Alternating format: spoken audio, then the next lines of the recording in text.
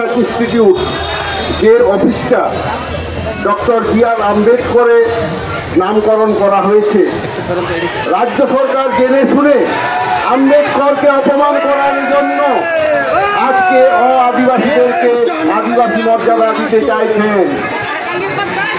আমাদের অনেক ডকুমেন্ট আছে, এইমাত্র আমার ভাই বলে গেলেন কি কি ডকুমেন্ট আছে, তার বাইরেও আরো ডকুমেন্ট আছে।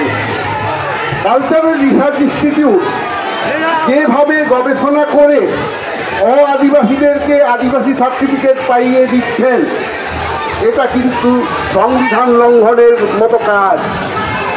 আপনারা দেখুন, 29 অক্টোবর 2007 সালে এই সিআরআই অফিস থেকে কল্যাণী এসডিওকে চিঠি দেওয়া হয়েছিল যে মাহাতো ভোটে দাঁড়িয়েছিলেন, কি নাম ছিল আমাদের যে মাহাতো, অরুণ মাহাতো, উনাকে সার্টিফিকেট দেওয়ার জন্য এত বড় একটা অফিস সরকারের কালচারাল রিসার্চ ইনস্টিটিউট কোনো এক ব্যক্তি অরুণ মাহাতোর নামে সুপারিশপত্র পাঠাচ্ছেন যে উনাদের নাকি আচার আচরণ সমস্ত চালচলন বেদিয়া আদিবাসীদের মতো, অতএব তাদেরকে সার্টিফিকেট দেওয়া হোক।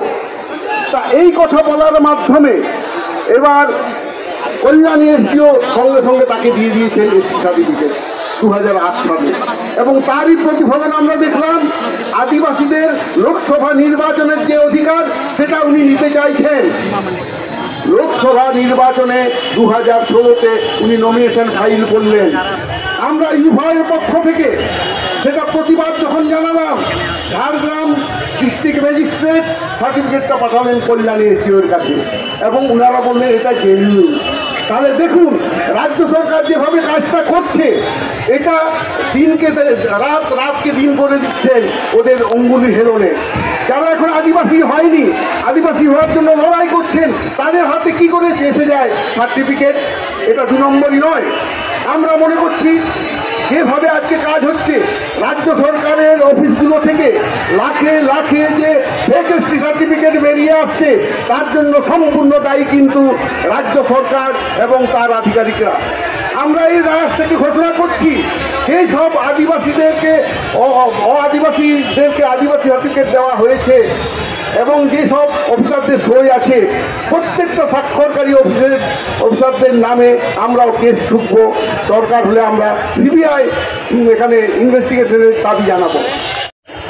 আদিবাসীদের মতো কেউ আচার আচরণ করলে সে আদিবাসী হয়ে যায় না। আর যদি আদিবাসী হওয়ার মতো কারোর যোগ্যতা থাকে, সেটা সিআরআই বড়জোর রেকমেন্ড করতে পারে এবং সেই রেকমেন্ডেশনটা রাজ্য সরকারের ডিপার্টমেন্ট থেকে কেন্দ্র সরকারের কাছে পাঠাবেন। এবার কেন্দ্রে সেটা লোকসভায় বিল আকারে আনবেন, তারপরে সই করবেন রাষ্ট্রপতি। তারপরেই কিন্তু আর্টিকেল 342 অনুযায়ী সেই গোষ্ঠীকে আদিবাসী হিসেবে বা এসটি হিসেবে ঘোষণা করা হবে। এইসব প্রসেস না ফলো করে কি করে ভুরি ভুরি নন এসটিদেরকে এসটি সার্টিফিকেট দিচ্ছে রাজ্য সরকার? আমরা চাই এর বিচার বিভাগীয় তদন্ত হোক, অন্যথায় সিবিআই তদন্ত হোক। আজকে আমরা এখানে সমবেত হয়েছি প্রকৃত যারা আদিবাসী, প্রকৃত যারা শিডিউল ট্রাইব, পশ্চিমবঙ্গ রাজ্য সরকারের যারা এনলিস্টেড, সেই 40টা আদিবাসী সম্প্রদায়ের প্রতিনিধি আমরা এসছি। এখানে আমরা খুবই সামান্য সংখ্যক লোক এসছি। সারা ভারতবর্ষে যতগুলো আদিবাসী আছে, তাদের মধ্যে পশ্চিমবঙ্গে যারা আছেন, তাদের যদি 10% এখানে আসে, এই কলকাতা ভরে যাবে, কেউ জায়গা দিতে পারবে না। আদিবাসীদের যাদের ক্ষমতা দেখায়, সরকার টিকতে পারবে না, এই গ্যারেন্টি আমরা দিচ্ছি।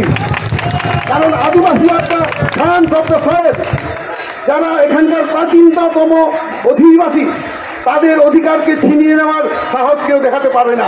যারা আজকে আদিবাসী, যাদের রক্তে আদ্য গোষ্ঠীর রক্ত বইছে, যাদের ধমনীতে, তারা আজকে আদিবাসী হতে চাইছে কি করে? ওরা তো বহিঃশত্রুর মতো এখানে অনুপ্রবেশ করেছে।